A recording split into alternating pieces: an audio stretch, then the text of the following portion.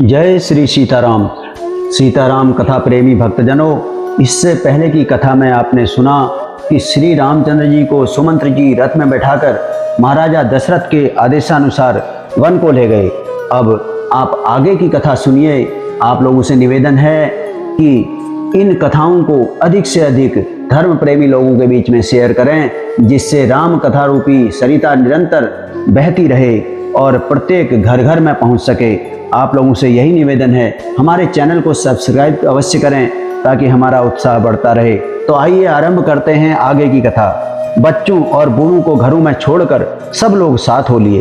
पहले दिन श्री रघुनाथ जी ने तमसा नदी के तीर पर निवास किया। प्रजा को प्रेमवश देखकर श्री रघुनाथ जी के दयालु हृदय में बड़ा दुख हुआ।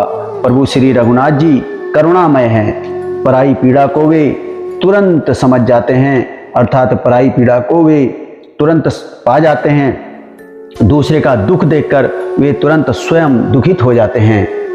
कहीं सप्रेम मृदु वचन सुहाए, बहुविधि राम लोग समुझाए, किए धर्म उपदेश घनेरे, लोग प्रेम बस फिरहि न फेरे।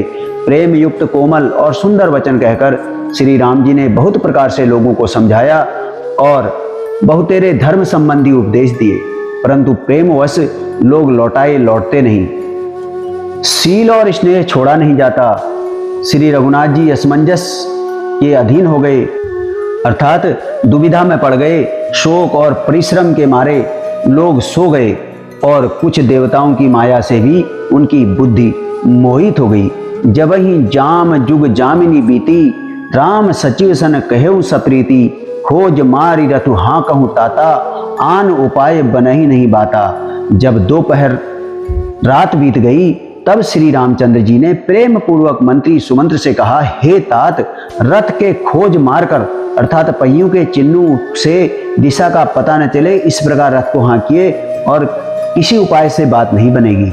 अन्यथा जो उनके साथ चलने वाले अयोध्या नगरी के वासी हैं, वो भी उनके पीछे पीछे जहाँ वो जाएंगे वहीं चलते रहेंगे।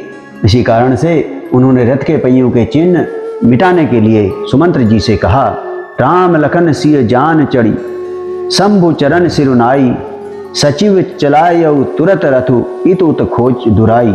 शंकर जी के चरणों में सिर नवाकर श्री राम जी, लक्ष्मण जी और सीता जी रथ पर सवार हुए।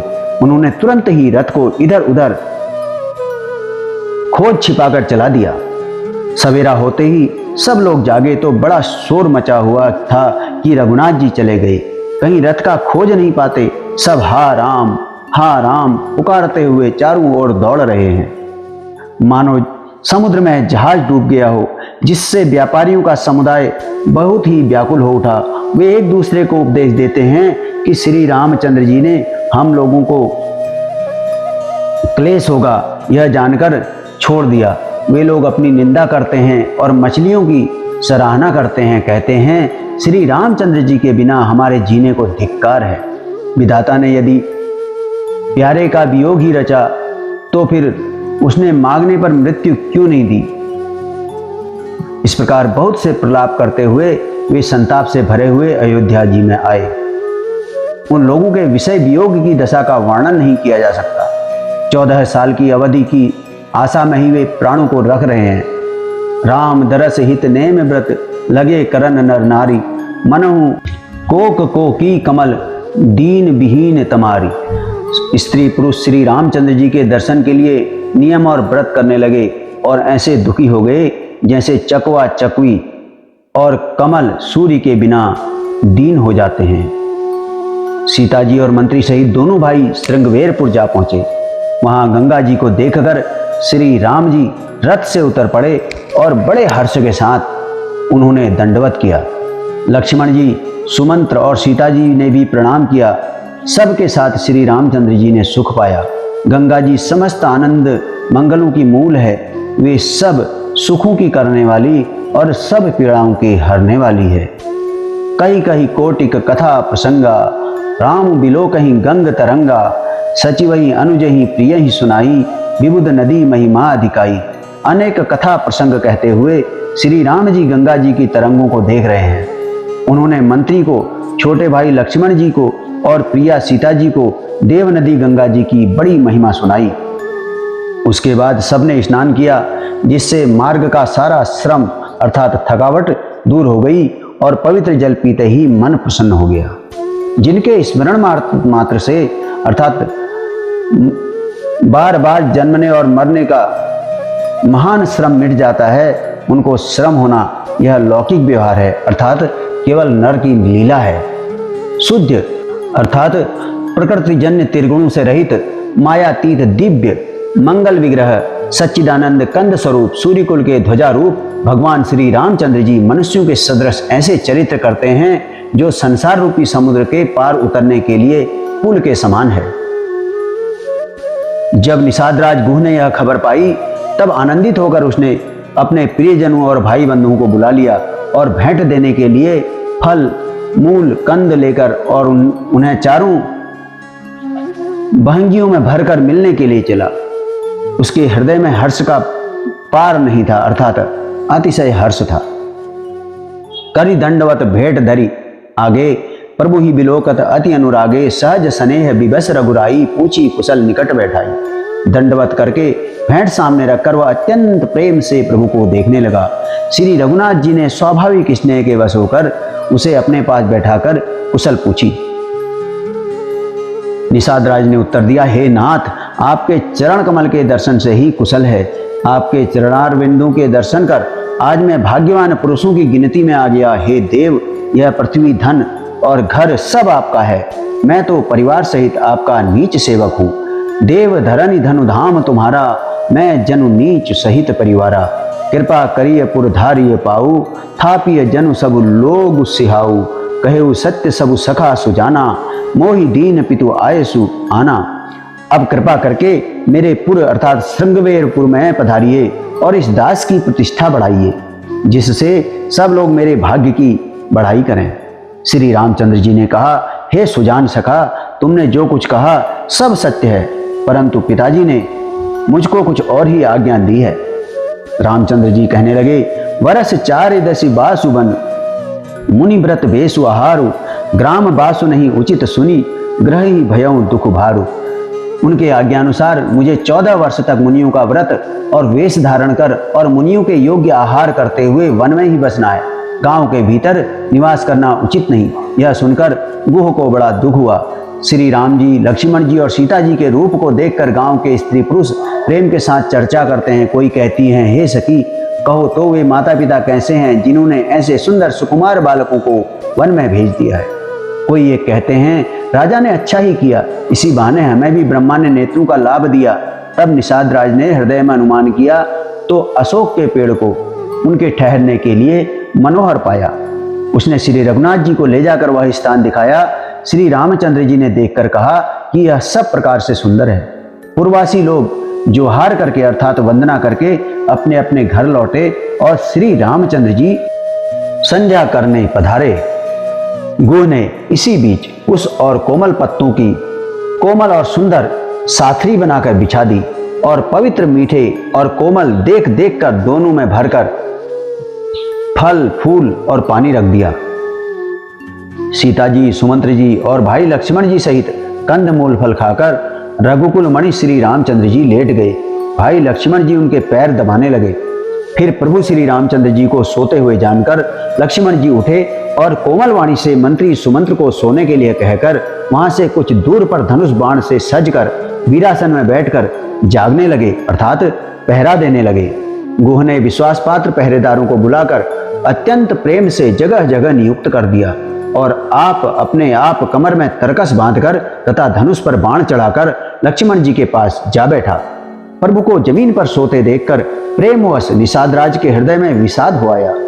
उसका शरीर पुलकित हो गया और नेत्रों से प्रेमाश्रुओं का जल बहने लगा। वह प्रेम सहित श्री लक्ष्मण जी से वचन कहने लगा, भूपति भवन सुभाव सुहावा, सुरपति सदनुन पट तर पावा, मणिमय रचित चारु चौबारे, जनु रति पति निज हाथ सवारे।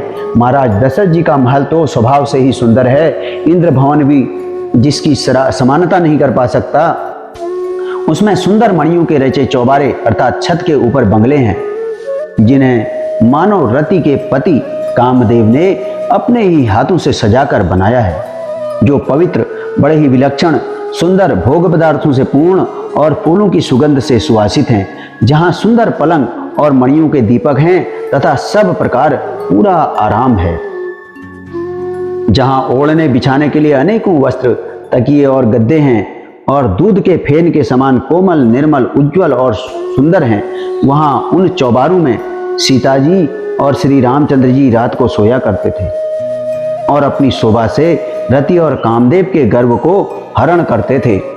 वही श्री सीता जी और श्री राम जी आज घास फूस की साथरी पर थके हुए बिना वस्त्र के ही सोए हैं। ऐसी दशाओं में वे देखे नहीं जाते। माता पिता, कुटुंबी, पूर्ववासी, मित्र, अच्छे शील स्वभाव के दास और दासियां, सब जिनकी अपनी प्राणों की तरह सार संभार करते थे, वही प्रभु श्री रामचंद्र जी आज पृथ्वी पर सो रहे हैं। जिनके पिता जनक जी हैं, जिनका प्रभाव जगत में प्रसिद्ध है, जिनके ससुर इंद्र के मित्र रघुनाथ के पिताजी रघुराज दशरथ जी हैं और पति श्री रामचंद्र जी हैं, वही जानकी जी आज जमीन पर सो रही हैं। विधाता किसको प्रतिकूल नहीं होता। सीता जी और श्री रामचंद्र जी क्या वन के योग्य हैं? लोग सच कहते हैं कि कर्म ही प्रधान है, अर्थात भाग्य ही प्रधान है। कैकेयी राज की लड़की नीच बुद्धि कैकेयी ने बड़ी ही कुटिलता की, जिसने रघुनंदन श्री राम जी और जानकी जी को सुख के स्थान पर दुख दिया। वह सूर्य कुल रूपी वृक्ष के लिए कुल्हाड़ी हो गई। उस कुबुद्धि ने संपूर्ण विश्व को दुखी कर दिया। श्री राम सीता को जमीन पर सोते हुए देखकर निषाद को बड़ा दुख हुआ। तब लक्ष्मण जी ज्ञान, वैराग्य और भक्ति के रस से सनी हुई मीठी और कोमल वाणी बोले। वे बोले, हे भाई, कोई किसी को सुख दुख का देने वाला नहीं, सब अपने ही किए हुए कर्मों का फल भोग रहे हैं। संयोग, वियोग, भले बुरे लोग, शत्रु, मित्र और उदासीन, ये सभी भ्रम के फंदे हैं। जन्म, मृत्यु, संपत्ति, विपत्ति, कर्म और काल, जहां तक जंगल के जंजाल हैं। धरती, घर, धन, नगर, परिवार, स्वर्ग और नरक आदि जहां तक व्यवहार हैं, जो देखने और सुनने और मन के अंदर विचारने में आते हैं, इन सब का मूल मोह ही है, अर्थात इन सब का मूल अज्ञान है। परमार्थतः ये नहीं है। जैसे स्वप्न में राजा भिखारी हो जाए या कंगाल स्वर्ग का स्वामी इंद्र हो जाए, तो जागने पर लाभ या हानि कुछ भी नहीं। वैसे ही इस दृश्य प्रपंच को हृदय से देखना चाहिए। ऐसा विचार कर क्रोध नहीं करना चाहिए और न किसी को व्यर्थ दोष ही देना चाहिए। सब लोग मोह रूपी रात्रि में सोने वाले हैं और सोते हुए उन्हें अनेकों प्रकार के स्वप्न दिखाई देते हैं।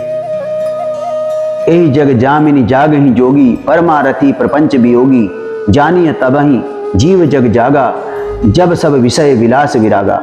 इस जगत रूपी रात्रि में योगी लोग जागते हैं, जो परमार्थी हैं और प्रपंच से छूटे हुए हैं, अर्थात माइक जगत से छूटे हुए हैं। जगत में जीव को जागा हुआ तभी जानना चाहिए जब संपूर्ण भोग विलासों से वैराग्य हो जाए।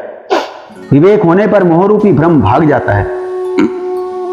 तब अज्ञान का नाश होने पर श्री रघुनाथ जी के चरणों में प्रेम होता है। हे सखा, मन, वचन और कर्म से श्री राम जी के चरणों में प्रेम होना, यही सर्वश्रेष्ठ परमार्थ अर्थात सर्वश्रेष्ठ पुरुषार्थ है। श्री राम परमार्थ स्वरूप पर ब्रह्म है, अर्थात परम वस्तु हैं। वे अविगत अर्थात जानने में न आने वाले, अलख अर्थात स्थूल दृष्टि से देखने में न आने वाले, अनादि अर्थात आदि रहित, अनुपम अर्थात उपमा रहित, सब विकारों से रहित और भेद शून्य हैं। वेद जिनका नित्य नेति नेति कहकर निरूपण करते हैं, वही कृपालु श्री रामचंद्र जी भक्त, भूमि, ब्राह्मण, गौ और देवताओं के हित के लिए मनुष्य शरीर धारण करके लीलाएं करते हैं, जिनके सुनने से जगत के जंजाल मिट जाते हैं। हे सखा, ऐसा समझकर मोह को त्याग कर श्री सीताराम जी के चरणों में प्रेम करो। इस प्रकार श्री रामचंद्र जी के गुण कहते कहते लक्ष्मण जी को सवेरा हो गया। तब जगत का मंगल करने वाले और उसे सुख देने वाले श्री राम जी जागे।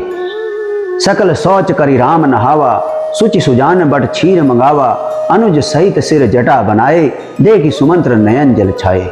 शौच के सब कार्य करके नित्य पवित्र और सुजान श्री रामचंद्र जी ने स्नान किया। फिर बड़ का दूध मंगाया और छोटे भाई लक्ष्मण जी सहित उस दूध से सिर पर जटाएं बनाई। यह देखकर सुमंत्र जी के नेत्रों में जल छा गया। हृदय दाहु अति बदन मलिना, कह कर जोरी बचन अति दीना, नाथ कहु अस कौशल नाथा, ले रघु जाहु राम के साथा। सुमंत्र जी का हृदय अत्यंत जलने लगा, मुंह मलिन अर्थात उदास हो गया। वे हाथ जोड़कर अत्यंत दीन वचन बोले, कहने लगे, हे नाथ, मुझे कौशलनाथ दशरथ जी ने ऐसी आज्ञा दी थी कि तुम रथ लेकर श्री राम जी के साथ जाओ। वन दिखाकर गंगा स्नान कराकर दोनों भाइयों को तुरंत लौटा लाना। बनु दिखाई सुरसरी अनवाई, आने हूँ फेरी बेगी दो भाई, लखन राम सी आने हूँ फेरी, संशय सकल संकोच निवेरी। सब संशय और संकोच को दूर करके लक्ष्मण राम सीता जी को फिरा लाना। महाराज ने ऐसा कहा था, अब प्रभु जैसा कहें मैं वही करूं, मैं आपकी बलिहारी हूं। इस प्रकार विनती करके वे श्री रामचंद्र जी के चरणों पर गिर पड़े और उन्होंने बालक की तरह रो दिया और कहा, हे तात, कृपा करके वही कीजिए जिससे अयोध्या अनाथ न हो।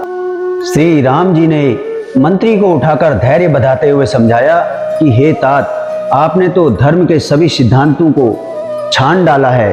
शिव, दधीची और राजा हरिश्चंद्र ने धर्म के लिए करोड़ों कष्ट सहे थे।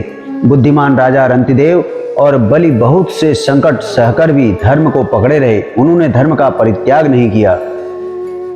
वेद शास्त्र और पुराणों में कहा गया है कि सत्य के समान दूसरा धर्म नहीं है। मैंने उस धर्म को सहज ही पा लिया है। इस सत्य रूपी धर्म का त्याग करने से तीनों लोकों में अपयश हो जाएगा। प्रतिष्ठित पुरुष के लिए अपयश की प्राप्ति करोड़ों मृत्यु के समान भीषण संताप देने वाली है।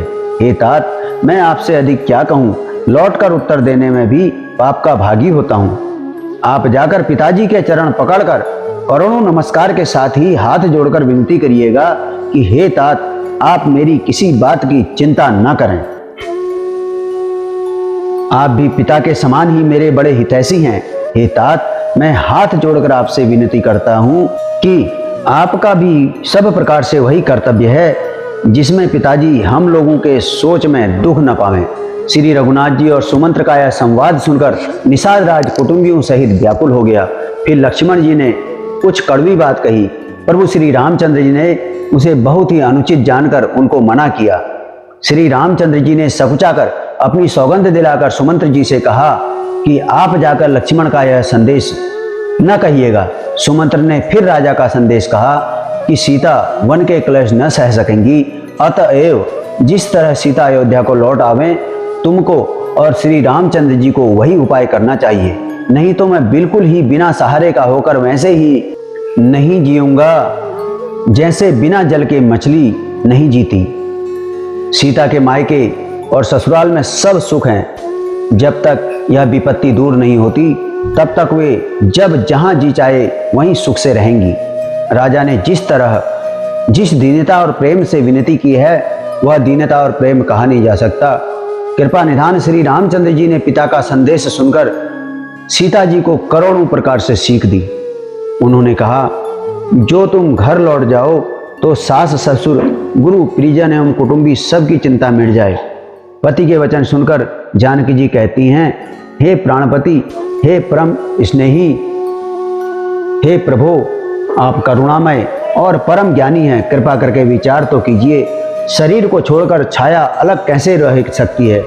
सूर्य की प्रभा सूर्य को छोड़कर कहाँ जा सकती है और चांदनी चंद्रमा को त्याग कर कहाँ जा सकती है? पति ही प्रेममय विनय सुनाई, कहती सचिव सन गिरा सुहाई, तुम पितु ससुर सरिस हितकारी, उतरु देव फिर अनुचित भारी। इस प्रकार पति को प्रेममयी विनती सुनाकर सीता जी मंत्री से सुहावनी वाणी कहने लगी। आप मेरे पिताजी और ससुर जी के समान मेरा हित करने वाले हैं। आपको मैं बदले में उत्तर देती हूँ, यह बहुत ही अनुचित है। किंतु हे तात, मैं आर्त होकर आपके सम्मुख हुई हूँ, आप बुरा न मानिएगा। आर्यपुत्र के चरण कमलों के बिना जगत में जहाँ तक नाते हैं सभी मेरे लिए व्यर्थ हैं। मेरे पिताजी के ऐश्वर्य की छटा देखी है, जिनके चरण रखने की चौकी से सर्व शिरोमणि राजाओं के मुकुट मिलते हैं, अर्थात बड़े बड़े राजा जिनके चरणों में प्रणाम करते हैं। ऐसे पिता का घर भी जो सब प्रकार के सुखों का भंडार है, पति के बिना मेरे मन को भूलकर भी नहीं भाता। मेरे ससुर कौशलराज चक्रवर्ती सम्राट हैं, जिनका प्रभाव 14 लोकों में प्रकट है। इंद्र भी आगे होकर जिनका स्वागत करता है और वह आधे सिंहासन पर बैठने के लिए उनको स्थान देता है। ऐसे ऐश्वर्य और प्रभावशाली ससुर, उनकी राजधानी अयोध्या का निवास, प्रिय कुटुंबी और माता के समान सासू हैं। ये कोई भी श्री रघुनाथ जी के चरण कमलों की रच के बिना मुझे स्वप्न में भी सुखदायक नहीं लगते। दुर्गम रास्ते, जंगली धरती, पहाड़, हाथी, सिंह, अथाह तालाब और नदियाँ, कोल, भील, हिरन और पक्षी प्राणपति रघुनाथ जी के साथ रहते, ये सभी मुझे सुख देने वाले होंगे। अतः सास और ससुर के पांव पकड़कर मेरी ओर से विनती करिएगा कि वे मेरा कुछ भी सोच न करें। मैं वन में स्वभाव से ही सुखी हूँ। वीरों में अग्रगण्य और धनुष और बाणों से भरे तरकस धारण किए हुए मेरे प्राणनाथ और प्यारे देवर साथ हैं। इससे मुझे न रास्ते की थकावट है, न भ्रम है और न मेरे मन में कोई दुख ही है। आप मेरे लिए भूल कर भी सोच न करें।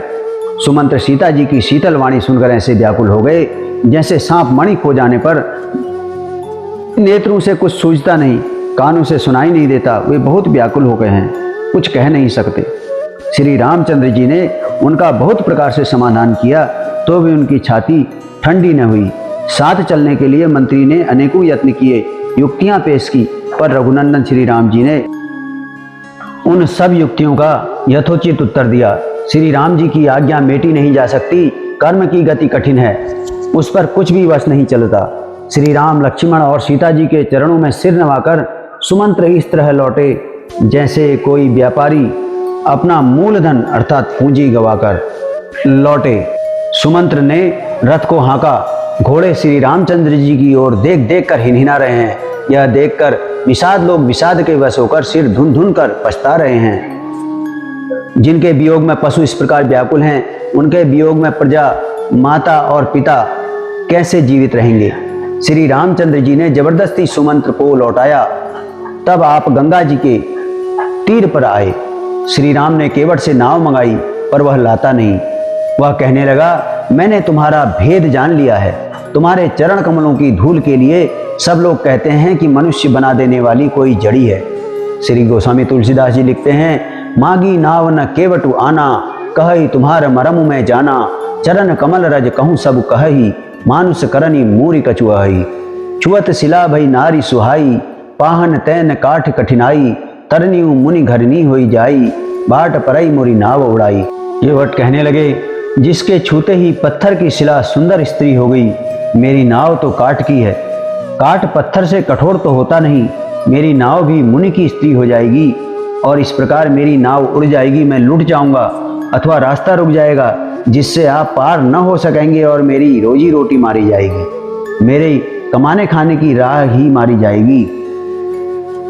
यही प्रतिपालऊं सब परिवारू, नहीं जानऊं कछु और कबारू, जो प्रभु पार अवश्य गा चाहूँ, मोही पद पदुम पखारन कहूँ।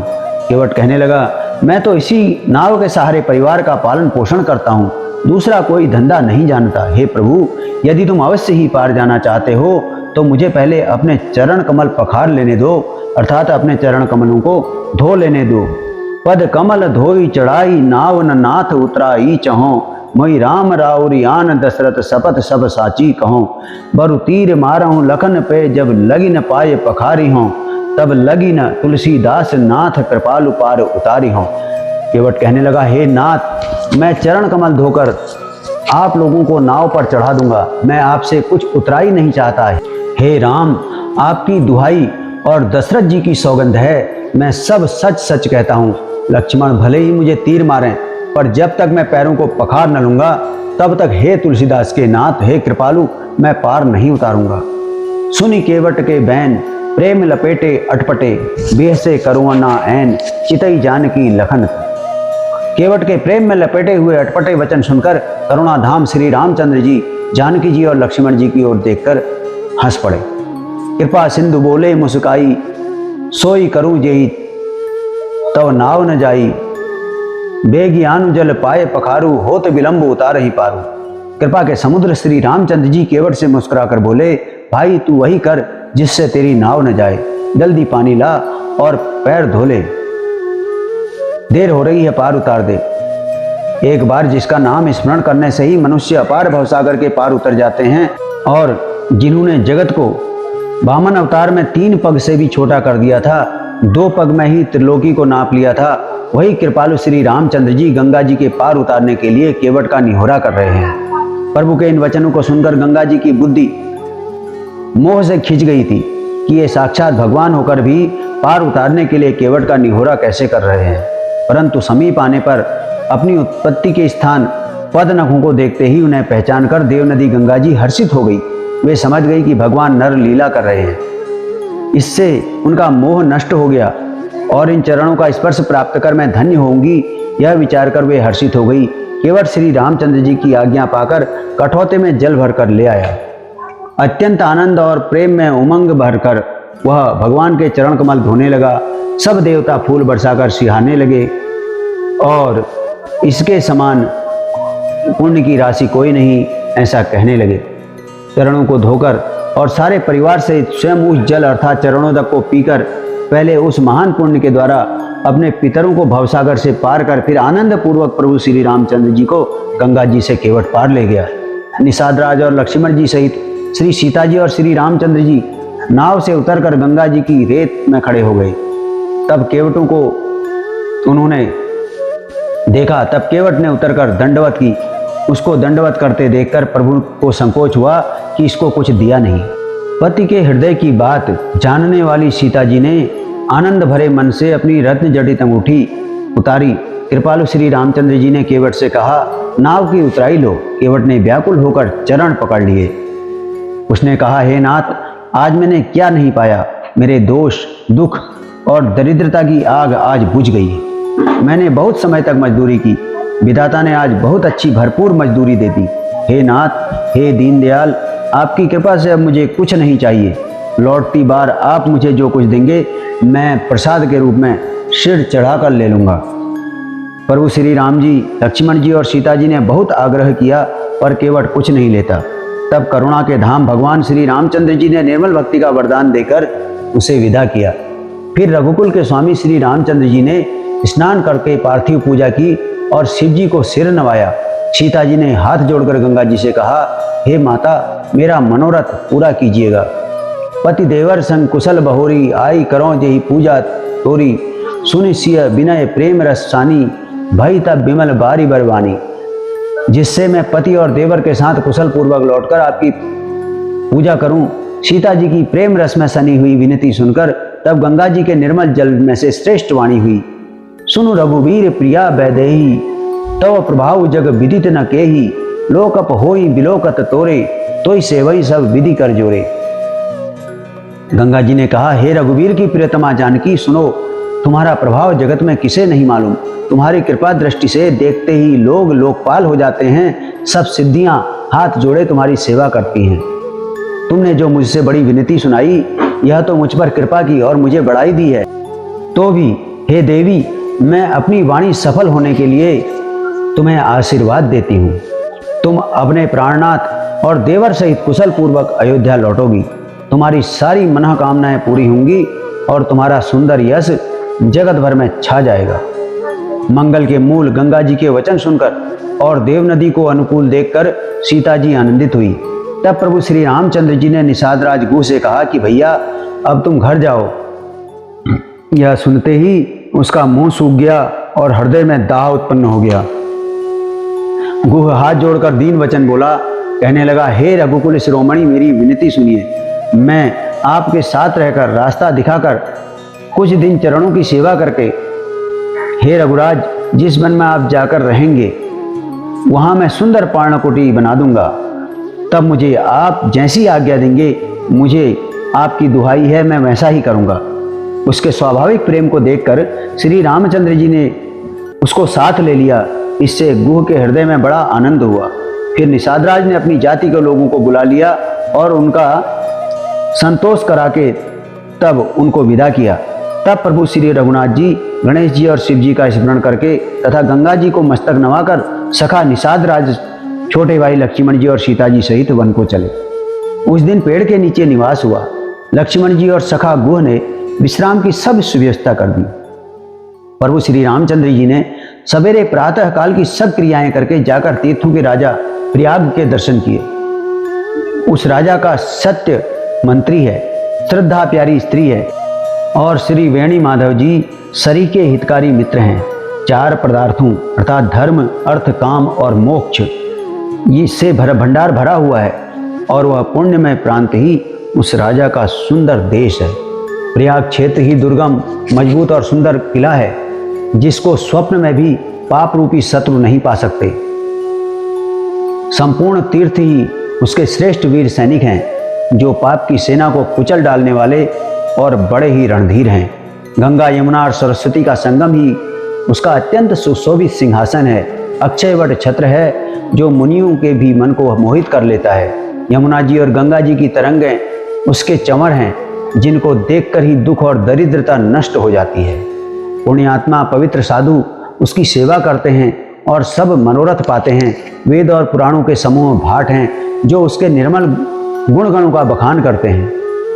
पापों के समूह रूपी हाथी को मारने के लिए सिंह रूप प्रयागराज का प्रभाव कौन कह सकता है। ऐसे सुहावने तीर्थराज का दर्शन कर सुख के समुद्र रघुकुल श्रेष्ठ श्री रामचंद्र जी ने भी सुख पाया। उन्होंने अपने श्रीमुख से सीता जी, लक्ष्मण जी और सखा गुह को तीर्थराज की महिमा कहकर सुनाई। तदंतर प्रणाम करके और वन और बगीचों को देखते हुए और बड़े प्रेम से महात्म्य कहते हुए इस प्रकार श्री राम ने आकर त्रिवेणी का दर्शन किया जो स्मरण करने से ही सब सुंदर मंगलों को देने वाली है। फिर आनंद पूर्वक स्नान करके शिव जी की सेवा की और विधि पूर्वक तीर्थ देवताओं का पूजन किया।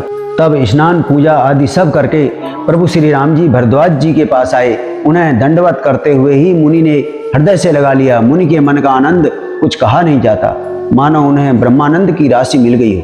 मुनीश्वर भरद्वाज जी ने आशीर्वाद दिया। उनके हृदय में ऐसा जानकर अत्यंत आनंद हुआ कि आज विधाता ने श्री सीता जी और लक्ष्मण जी सहित प्रभु श्री रामचंद्र जी के दर्शन कराकर मानो हमारे संपूर्ण पुण्यों के फल को लाकर आंखों के सामने रख दिया हो। कुशल पूछकर मुनिराज ने उनको आसन दिए और प्रेम सहित पूजन करके उन्हें संतुष्ट कर दिया। फिर मानो अमृत के ही बने हों ऐसे अच्छे अच्छे कंद, मूल, फल और अंकुर ला कर दिए। सीता जी, लक्ष्मण जी और सेवक गुह सहित श्री रामचंद्र जी ने उन सुंदर मूल फलों को बड़ी रुचि के साथ खाया। थकावट दूर होने से श्री रामचंद्र जी सुखी हो गए।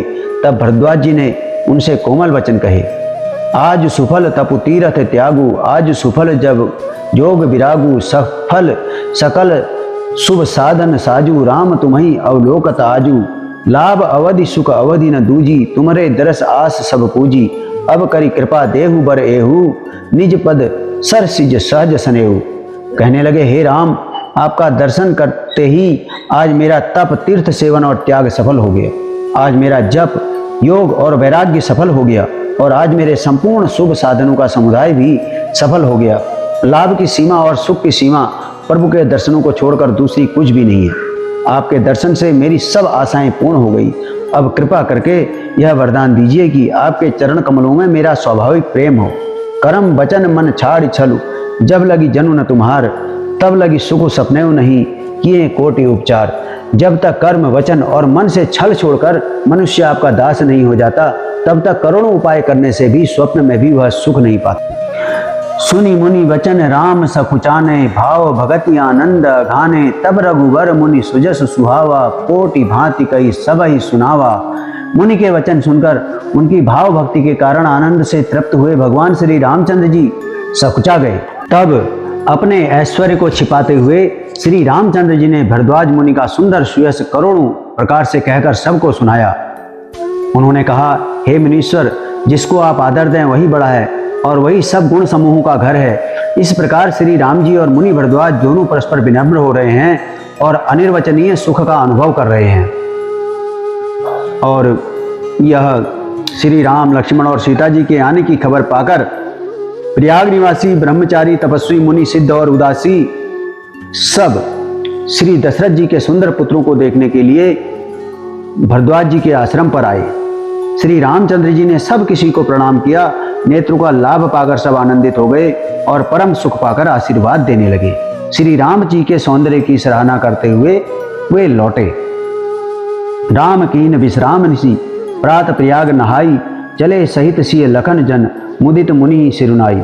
श्री राम जी ने रात को वहीं विश्राम किया और प्रातःकाल प्रयागराज का स्नान करके और प्रसन्नता के साथ मुनि को सिर नवाकर श्री सीता जी, लक्ष्मण जी और सेवक गुह के साथ वे चले।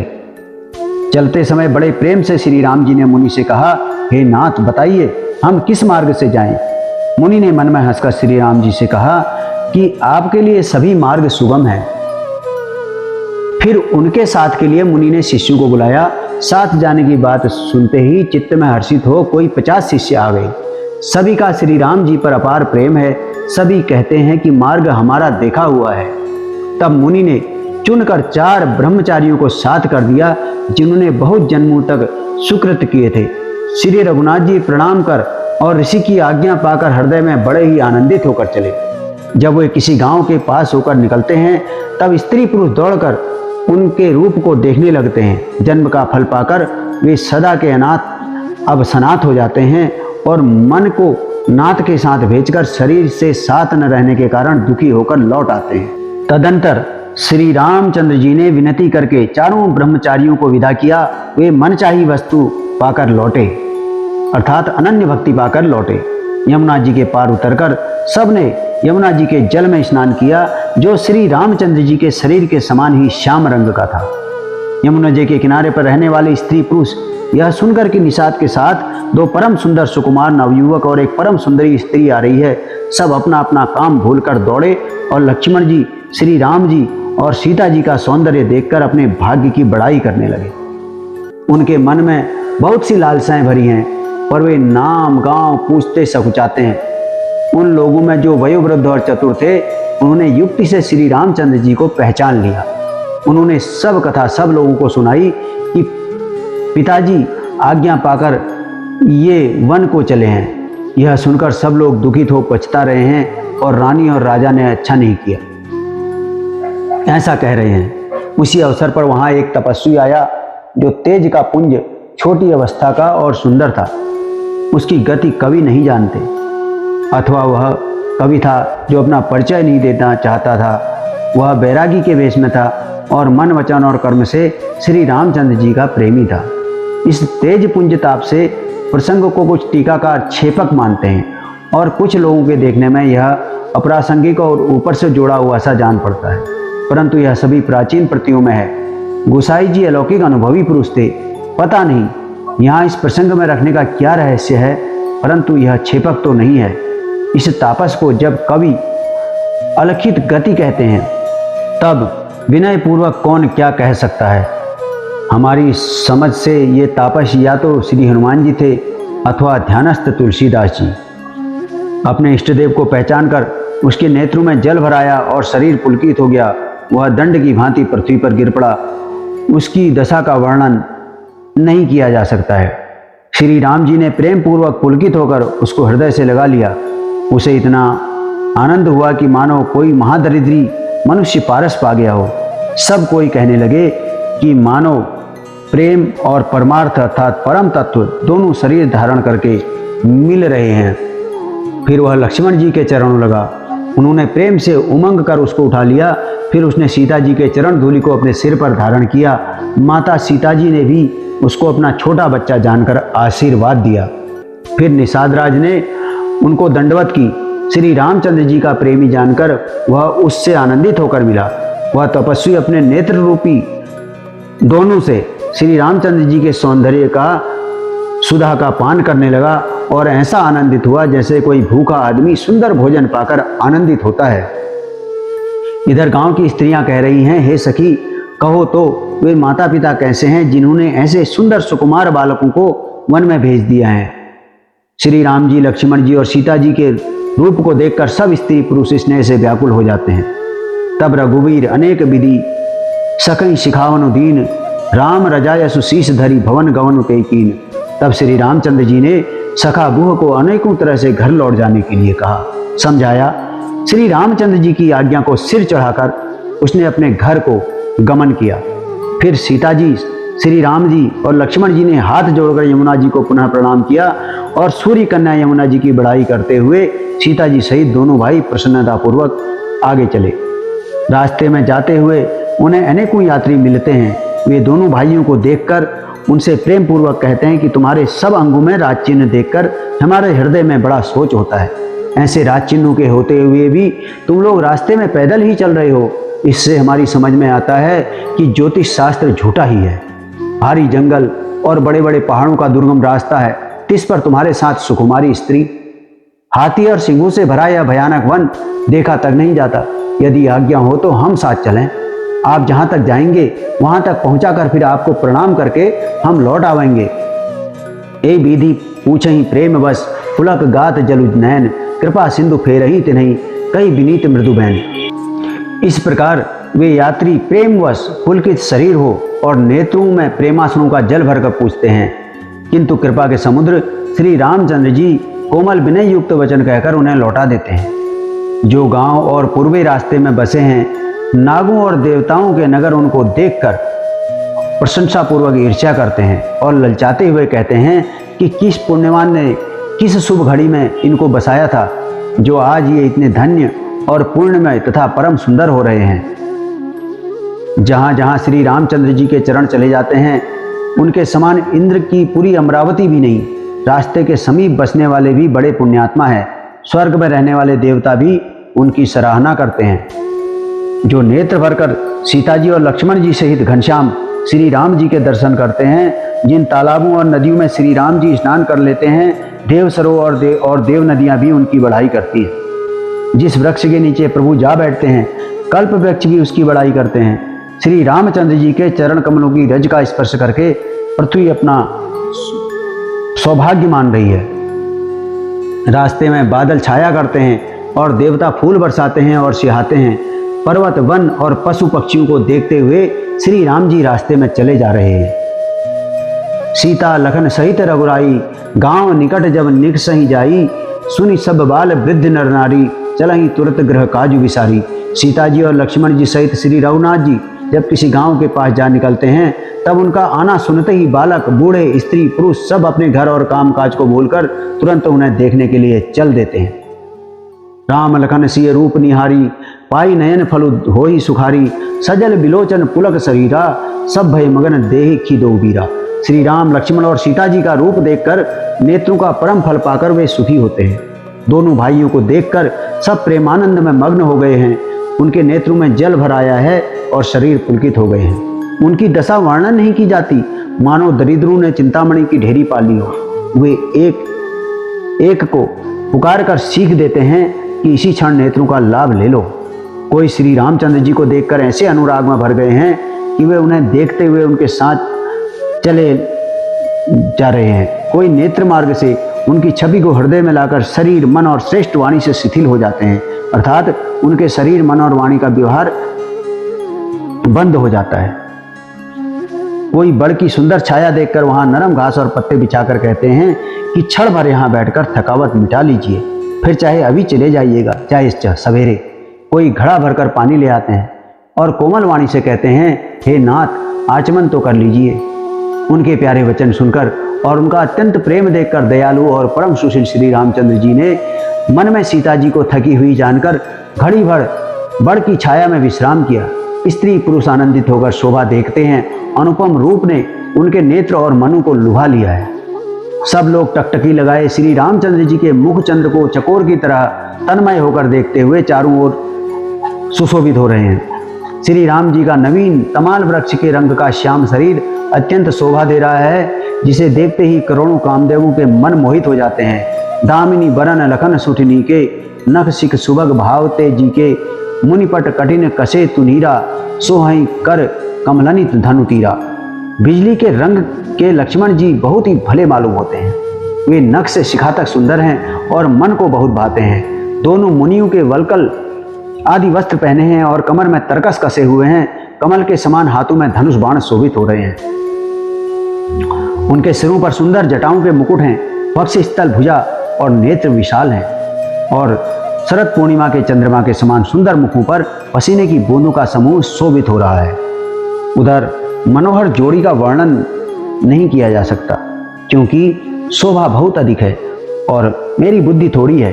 श्री राम, लक्ष्मण और सीता जी की सुंदरता को सब लोग मन, चित्त और बुद्धि तीनों लगाकर देख रहे हैं। प्रेम के प्यासे वे गांव के स्त्री पुरुष इनके सौंदर्य माधुरी की छटा देखकर ऐसे थकित रह गए जैसे दीपक को देखकर हिरनी और हिरन निस्तब्ध रह जाते हैं। गांव की स्त्रियां सीता जी के पास जाती हैं, परंतु अत्यंत स्नेह के कारण पूछते हुए सकुचाती हैं। बार बार सब पांव लगती हैं और सहज ही सीधे साधे कोमल वचन कहती हैं, हे राजकुमारी, हम विनती करती हैं, कुछ निवेदन करना चाहती हैं, परंतु स्त्री स्वभाव के कारण कुछ पूछते हुए डरती हैं। वे कहती हैं, हे स्वामिनी, हमारी ढिठाई क्षमा कीजिएगा और हमको गंवारी जानकर बुरा न मानिएगा। ये दोनों राजकुमार स्वभाव से ही लावण्यमय अर्थात परम सुंदर हैं। मरकतमणि अर्थात पन्ने और सुवर्ण की कांति, ऐसा लगता है इन्होंने अपनी कांति इन्हीं से पाई है, अर्थात मरकतमणियों और स्वर्ण में जो हरित और स्वर्णमयी आभा है वह इनकी हरिताभ नील और स्वर्ण कांति के एक कण के बराबर भी नहीं है। श्यामल गौर किशोर बर सुंदर सुषमा ऐन, शरद सरबरी नाथ मुकुट शरद सरोरुह नैन। श्यामल और गौरवर्ण है, सुंदर किशोर अवस्था है, दोनों ही परम सुंदर और शोभा के धाम हैं। शरद पूर्णिमा के चंद्र के समान इनके मुख और शरद ऋतु के कमल के समान इनके नेत्र हैं।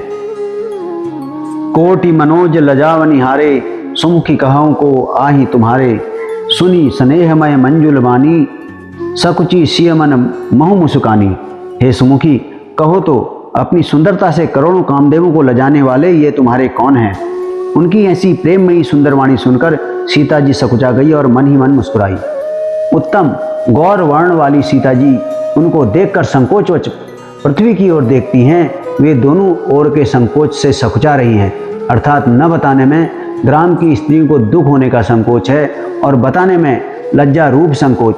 हिरण के बच्चे के सदृश नेत्र वाली और कोकिल की सी वाणी वाली सीता जी सकुचा कर प्रेम सहित मधुर वचन बोली। ये जो सहज स्वभाव सुंदर और गोरे शरीर के हैं उनका नाम लक्ष्मण है। ये मेरे छोटे देवर हैं। फिर सीता जी ने लज्जावश अपने चंद्रमुख को आंचल से ढककर और प्रियतम श्री राम जी की ओर निहार कर भौहें टेढ़ी करके खंजन पक्षी के से सुंदर नेत्रों को तिरछा करके सीता जी ने इशारे से उन्हें कहा कि ये श्री रामचंद्र जी मेरे पति हैं। यह जानकर गांव की सब युवती स्त्रियां इस प्रकार आनंदित हुई मानो कंगालों ने धन की राशियां लूट ली हों। अति सप्रेम सिय पाए परी, बहुविधि देही आशीष। सदा सुहागिनी हो तुम, जब लगी मही अहीशीष। वे अत्यंत प्रेम से सीता जी के पैरों में पड़कर बहुत प्रकार से आशीष देती हैं, शुभ कामना करती हैं कि जब तक शेष जी के सिर पर पृथ्वी रहे तब तक तुम सदा सुहागिन बनी रहो और पार्वती जी के समान अपने पति की प्यारी हो। हे देवी, हम पर कृपा न छोड़ना, अर्थात कृपा बनाए रखना। हम बार बार हाथ जोड़कर विनती करती हैं, जिसमें आप फिर इसी रास्ते लौटें और हमें अपनी दासी जानकर दर्शन दें। सीता जी ने उन सब को प्रेम की प्यासी देखा और मधुर वचन कह कह कर उनका भली भांति संतोष किया, मानो चांदनी ने कुमुदनियों को खिलाकर पुष्ट कर दिया हो। उसी समय श्री रामचंद्र जी का रुख जानकर लक्ष्मण जी ने कोमल वाणी से लोगों से रास्ता पूछा। यह सुनते ही स्त्री पुरुष दुखी हो गए, उनके शरीर पुलकित हो गए और नेत्रों में वियोग की संभावना से प्रेम का जल भर आया। उनका आनंद मिट गया और मन ऐसे उदास हो गए मानो विधाता की दी हुई संपत्ति छीन ली जा रही हो। कर्म की गति समझकर उन्होंने धैर्य धारण किया और अच्छी तरह निर्णय करके सुगम मार्ग बतला दिया। तब लक्ष्मण जी और जानकी जी सहित श्री रघुनाथ जी ने गमन किया और सब लोगों को प्रिय वचन कहकर लौटाया, किंतु उनके मनों को अपने साथ ही लगा लिया। लौटते हुए वे स्त्री पुरुष बहुत ही पछताते हैं और मन ही मन दैव को दोष देते हैं। परस्पर बड़े ही विषाद के साथ कहते हैं कि विधाता ने सभी काम उल्टे किए हैं। वह विधाता बिल्कुल निरंकुश, स्वतंत्र, निर्दय और निडर है, जिसने चंद्रमा को रोगी, घटने बढ़ने वाला और कलंकी बनाया है, कल्प वृक्ष को पेड़ और समुद्र को खारा बनाया है। इसी ने इन राजकुमारों को वन में भेजा है। जब विधाता ने इनको वनवास दिया है तब उसने भोग विलास व्यर्थ ही बनाए हैं। जब ये बिना जूते के नंगे ही पैरों रास्ते में चल रहे हैं तब विधाता अनेकों वाहन व्यर्थ ही रचे हैं।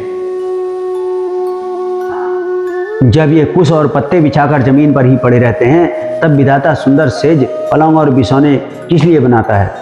विधाता ने जब इनको बड़े बड़े पेड़ों के नीचे का निवास दिया तब उज्जवल महलों को बना बनाकर उसने व्यर्थ ही परिश्रम किया। जो ये सुंदर और अत्यंत सुकुमार होकर मुनियों के वल्कल वस्त्र पहनते हैं और जटा धारण करते हैं, तो फिर करतार अर्थात विधाता ने भांति भांति के गहने और कपड़े वृथा ही बनाए। जो ये कंद मूल फल खाते हैं तो जगत में अमृत आदि भोजन व्यर्थ ही है। कोई एक कहते हैं ये स्वभाव से ही सुंदर हैं, इनका सौंदर्य माधुर्य नित्य और स्वाभाविक है, ये अपने आप प्रकट हुए हैं, ब्रह्मा के बनाए नहीं हैं। हमारे कानों, नेत्रों और मन के द्वारा अनुभव में आने वाली विधाता की करनी को जहाँ तक वेदों ने वर्णन करके कहा है, वहाँ तक 14 लोकों में ढूंढ देखो, ऐसे पुरुष और ऐसी स्त्रियाँ कहाँ हैं? कहीं भी नहीं है।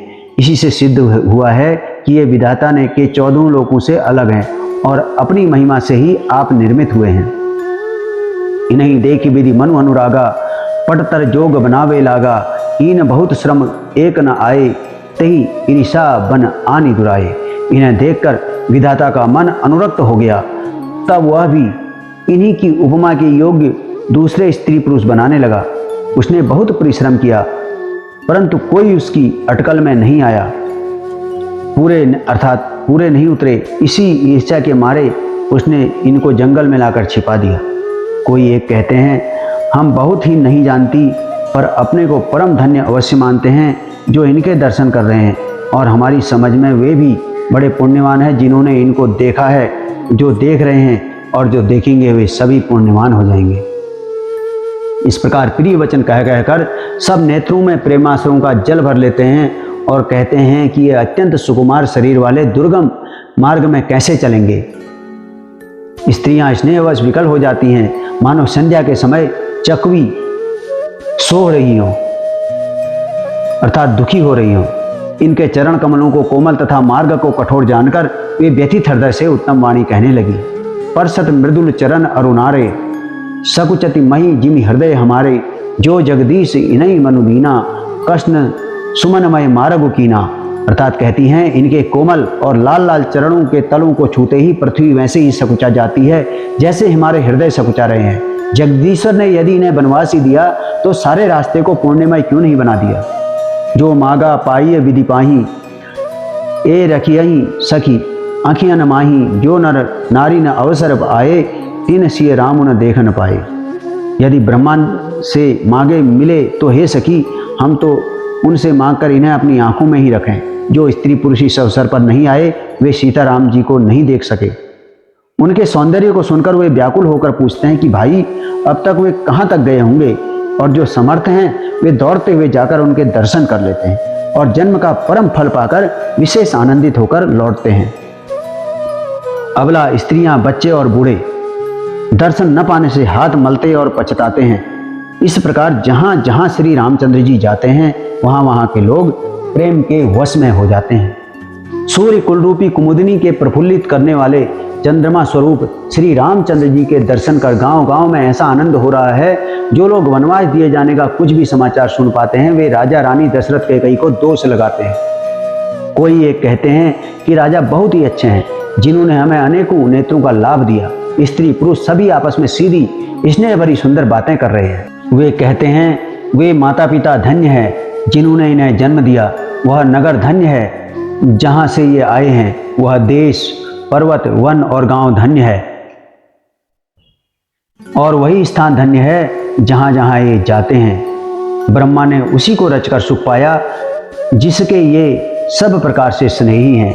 पथिक रूप श्री राम लक्ष्मण की सुंदर कथा सारे रास्ते और जंगल में छा गई। रघुकुल रूपी कमल के खिलाने वाले सूर्य श्री रामचंद्र जी इस प्रकार मार्ग के लोगों को सुख देते हुए सीता जी और लक्ष्मण जी सहित वन को देखते हुए चले जा रहे हैं। आगे श्री राम जी हैं, पीछे लक्ष्मण जी सुशोभित हैं, तपस्वियों के भेष बनाए दोनों बड़ी ही शोभा पा रहे हैं। दोनों के बीच में सीता जी कैसी सुशोभित हो रही हैं जैसे ब्रह्मा और जीव के बीच में माया हो। उभय बीच से सोहती कैसे, ब्रह्म जीव बीच माया जैसे। आगे राम लखनु मन पाछे, तापस वेज विराजत पाछे। फिर जैसी छवि मेरे मन में बस रही है उसको कहता हूँ मानो बसंत ऋतु और कामदेव के बीच में रति शोभित हो। फिर अपने हृदय में खोजकर उपमा कहता हूँ कि मानो बुद्ध जो चंद्रमा के पुत्र और चंद्रमा के बीच में रोहिणी अर्थात चंद्रमा की स्त्री सोह रही हो। प्रभु श्री रामचंद्र जी के चरण चिन्हों के बीच बीच में पैर रखती हुई सीता जी डरती हुई मार्ग में चल रही हैं और लक्ष्मण जी, सीता जी और रामचंद्र जी दोनों के चरण चिन्हों को बचाते हुए उन्हें दाहिनी रखकर रास्ता चल रहे हैं। राम लखन सिय प्रीति सुहाई, वचन अगोचर किम कही जाई, खग मृग मगन देख छवि होई, लिए चोरी चित राम बटोई। श्री राम जी, लक्ष्मण जी और सीता जी की सुंदर प्रीति वाणी का विषय नहीं है, अर्थात अनिर्वचनीय है, अतः वह कैसे कही जा सकती है। पक्षी और पशु भी उस छवि को देखकर प्रेमानंद में मग्न हो जाते हैं। पथिक रूप श्री रामचंद्र जी ने उसके भी चित्त चुरा लिए हैं, अर्थात उन सभी के चित्त चुरा लिए हैं। प्यारे पथिक सीता जी सहित दोनों भाइयों को जिन जिन लोगों ने देखा, उन्होंने भव का अगम मार्ग, जन्म मृत्यु रूपी संसार में भटकने का भयानक मार्ग बिना ही परिश्रम आनंद के साथ तय कर लिया, अर्थात वे आवागमन के चक्र से सहज ही छूटकर मुक्त हो गए। आज भी जिसके हृदय में स्वप्न में भी कभी लक्ष्मण सीता राम तीनों बटोही आ बसें, तो वह भी श्री राम जी के परम धाम के उस मार्ग को पा जाएगा जिस मार्ग को कभी कोई बिरले ही मुनि पाते हैं। तब श्री रामचंद्र जी सीता जी को ठगी हुई जानकर और समीप ही एक बड़ का वृक्ष और ठंडा पानी देखकर उस दिन वहीं ठहर गए।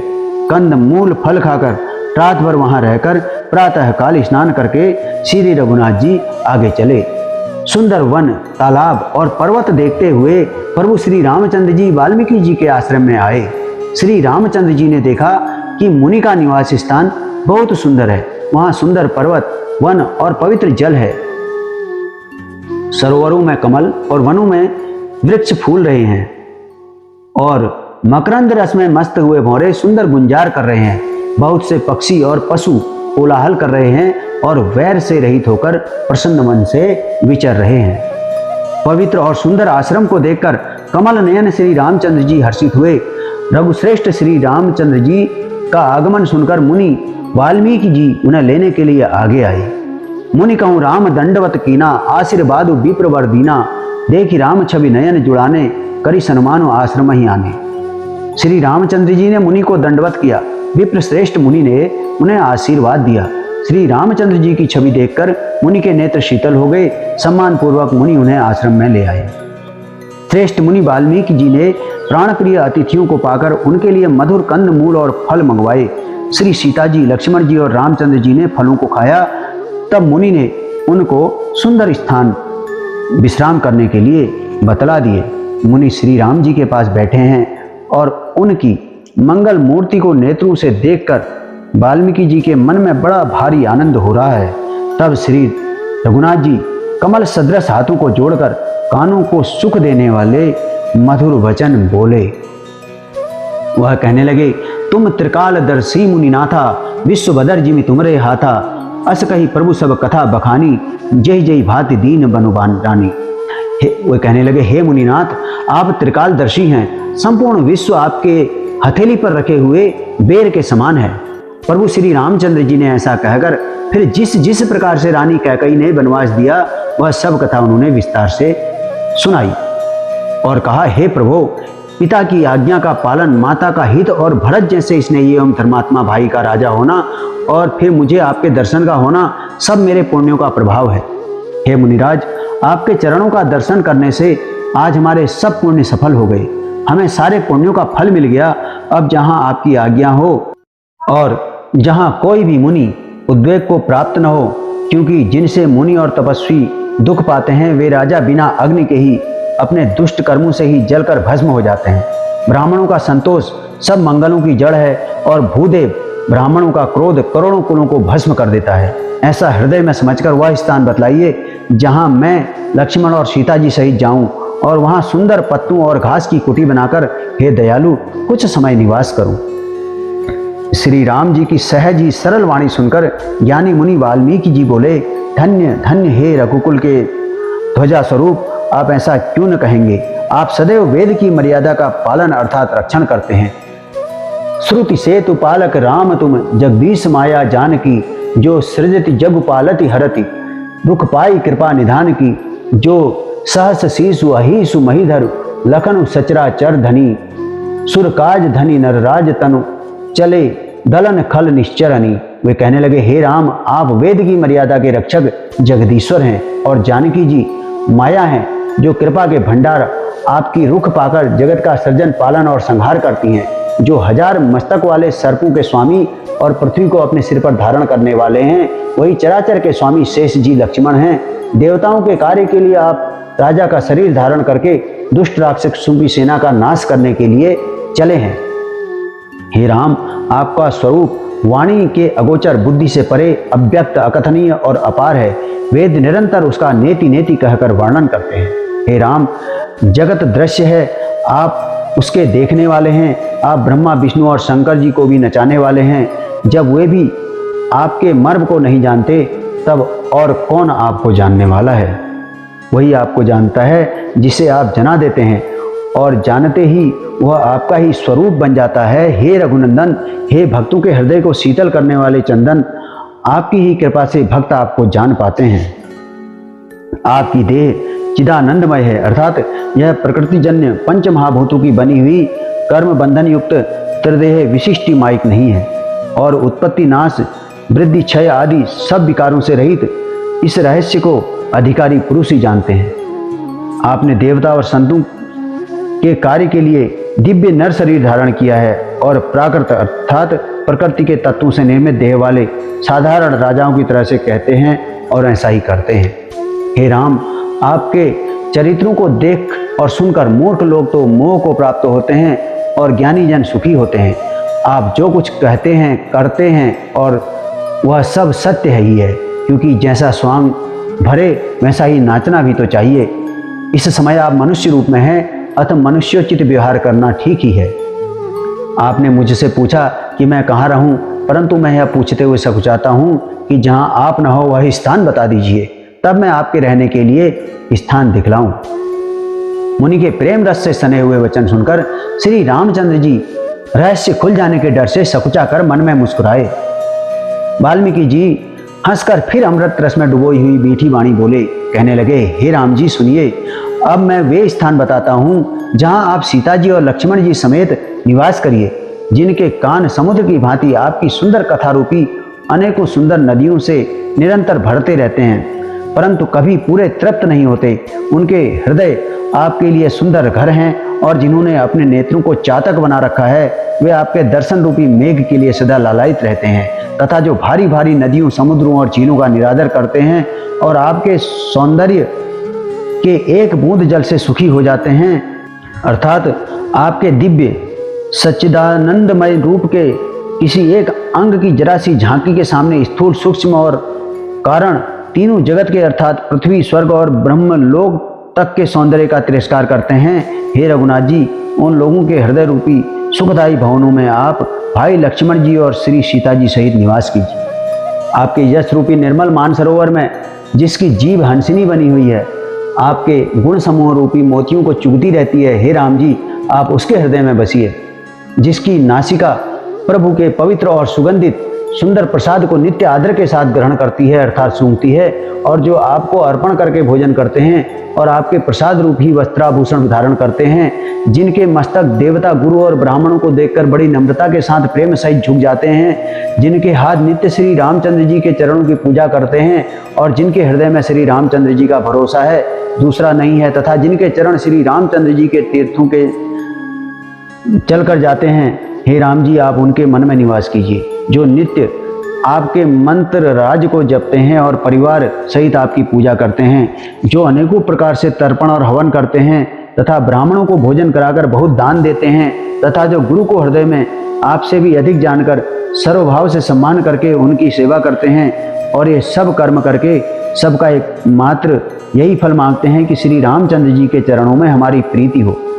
उन लोगों के मन रूपी मंदिरों में सीता जी और रघुकुल को आनंदित करने वाले आप दोनों बसिए,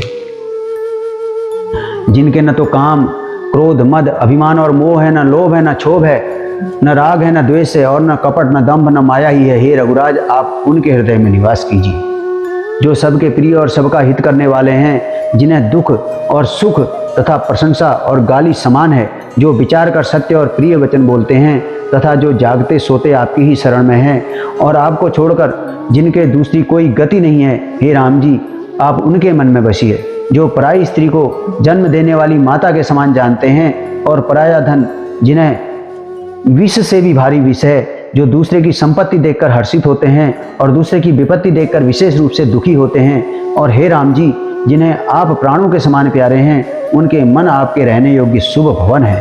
हे तात, जिनके स्वामी, सखा, पिता, माता और गुरु सब कुछ आप ही हैं, उनके मन रूपी मंदिर में सीता जी सहित आप दोनों भाई निवास कीजिए।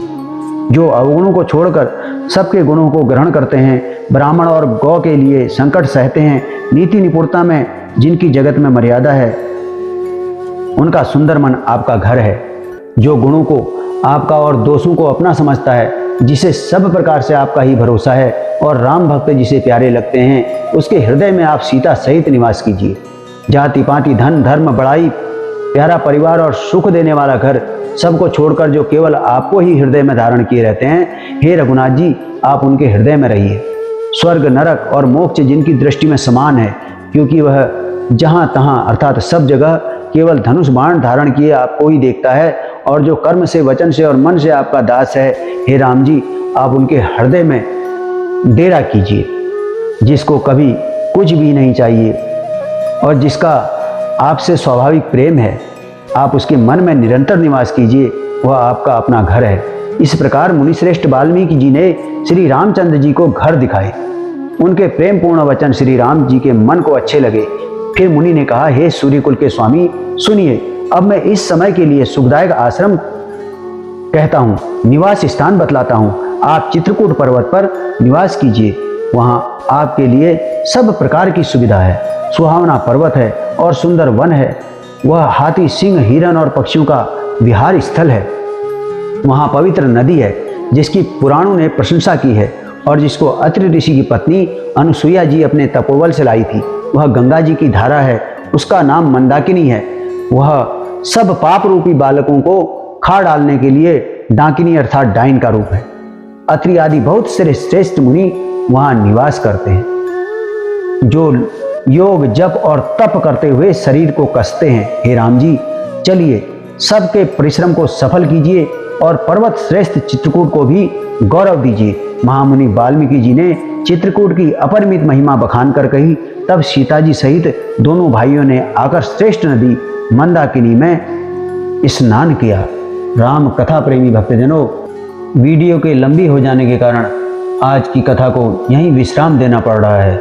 आप लोगों से विनम्र निवेदन है कि इस कथा को अधिक से अधिक लोगों के बीच में शेयर करें, जिससे धर्म का मार्ग प्रशस्त होता रहे। जय श्री सीताराम।